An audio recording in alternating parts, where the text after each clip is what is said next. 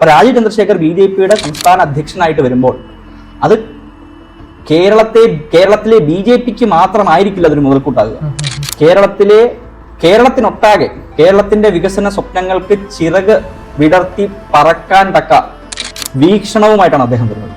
അതുകൊണ്ട് അദ്ദേഹം ഒരു വലിയ മാറ്റം ഇൻ ദ ഡെവലപ്മെന്റ് ഡിസ്കോഴ്സ് അദ്ദേഹത്തിന്റെ എല്ലാ പ്രസംഗങ്ങളിലും പാർലമെന്റിന്റെ സമയത്താണെങ്കിലും മറിച്ചാണെങ്കിലും എല്ലാ പ്രസംഗത്തിലും അദ്ദേഹം പറയുന്ന ഒരു കാര്യമുണ്ട്, പൊളിറ്റിക്സ് ഓഫ് പെർഫോമൻസിൽ അധിഷ്ഠിതമായ പൊളിറ്റിക്സ്.